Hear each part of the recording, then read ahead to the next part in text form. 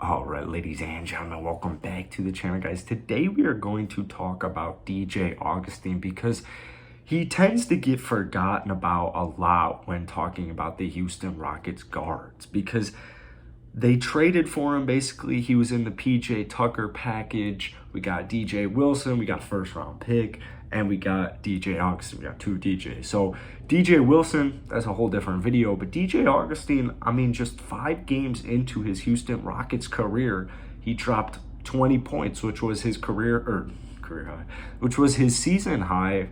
And he pretty much provided immediate impact, and it was very nice to just finally have a backup point guard. Going into the season, the Houston Rockets had no backup point guard. The idea was to just roll with Eric Gordon, and then once Eric Gordon got hurt, it was like, now they really don't have a backup point guard. It's crazy because the season started off as like there was a plethora of guards, and it just kind of diminished to a point midway through the season, and then now all of a sudden it's like, oh my god, guard.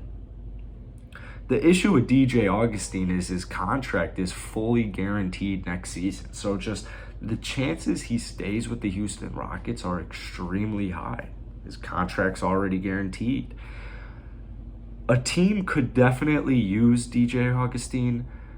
The Rockets aren't going to get much value back for him, and you're definitely going to have to put him in a package. I mean, you can't just trade DJ Augustin. No team's going to really be looking to trade for DJ Augustin in the offseason. You could package him with a couple of players. I think a DJ Augustin and Daniel House trade could be something that the Houston Rockets work for.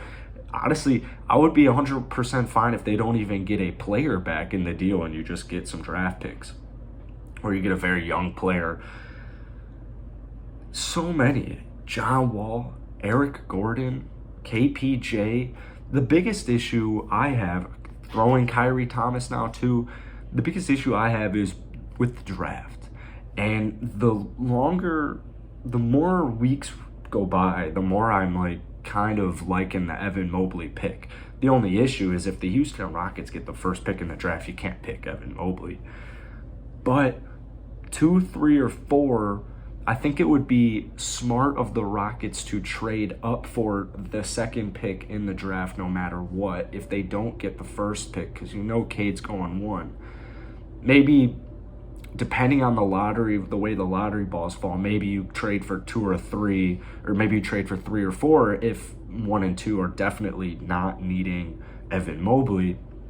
But I think it would be in the Rockets' best interest to definitely give up probably maybe even all 3 first-round picks they have right now, whatever package it is. I think that would be something smart, because the last thing the Houston Rockets really need is another point guard, and you've got Jalen Suggs kind of just eyeing you down. He had a great NCAA March Madness, and he had a great just season. He's a great player. So the only issue is so many guards are on this team. So it would be interesting to see if they don't get the first pick. We'll see what they end up doing. But it's just another issue if you get the first pick and you go out and you get Cade Cunningham, because first off, John Wall is an issue of his own.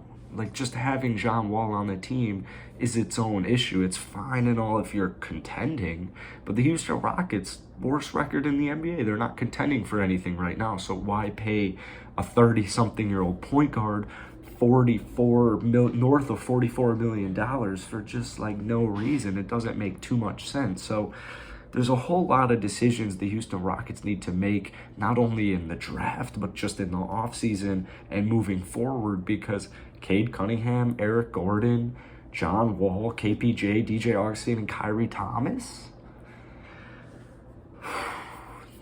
makes it stressful. That is a stressful thing to think about. So let me know down below what you guys want to do with DJ Augustin, because you got to package him in a deal is my guess. And I also am down to trade Eric Gordon. I just made an Eric Gordon video on the main channel if you guys want to go check that out. But once again, if you're a Houston Rockets content creator, pretty much all you got to do is just find a way to get in touch with me, Twitter, Instagram, whatever it is, and it's pretty easy. You just make your video and then you end up sending it to me, the edited file, and I just upload it right away. So hit that like button, hit that sub button. We're doing this every day all summer.